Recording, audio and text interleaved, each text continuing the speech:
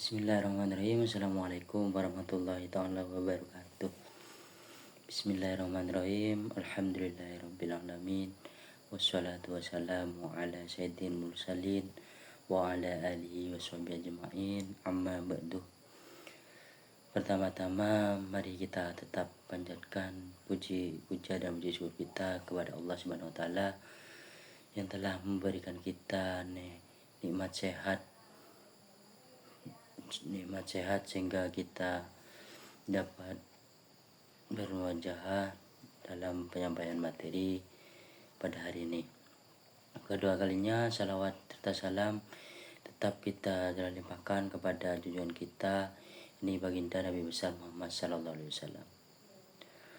Langsung saja, perkenalkan, nama saya Ahmad Saiful dari Prodi PHI dari kelas 7B non reguler. Di sini saya ingin mempresentasikan yaitu materi tahsinul qiraah, yaitu materi lahan. Jadi materi lahan ini, jadi yang dinamakan lahan itu bisa disebut juga dengan kesalahan. Jadi lahan itu gampangannya adalah kesalahan. Jadi lahan itu di sini ada secara bahasa dan juga ada secara istilah. Apa secara bahasa dan secara istilah? Jadi lahan secara bahasa lahan itu adalah kesalahan dalam bacaan, ucapan yang penyimpangan dalam bacaan Al-Quran atau perubahan makna karena kesalahan dalam membaca. Intinya kesalahan dalam membaca Al-Quran, jadi itu dinamakan dengan lahan. Itu secara bahasa. Dan secara istilah, lahan ini adalah kesalahan dalam membaca Al-Quran yang menyebabkan perubahan pada huruf, harokat, atau makna dari yang seharusnya. Jadi seperti itu. Jadi terus di sini ada pembagian lahan. Lahan itu terbagi menjadi dua. Yang pertama adalah lahan jali. Yang dinamakan lahan jali di sini adalah itu kesalahan yang jelas,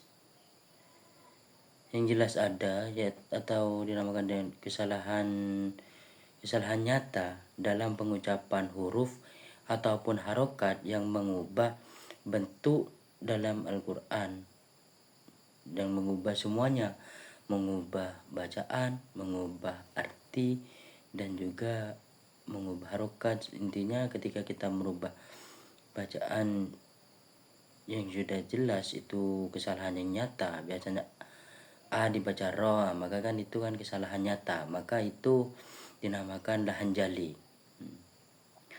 Contohnya za kita biasanya dibaca sin gitu.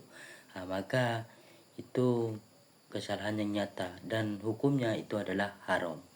Jadi seperti itu. Terus untuk yang kedua yaitu adalah lahan khofi. Lahan khofi di sini adalah kesalahan yang samar.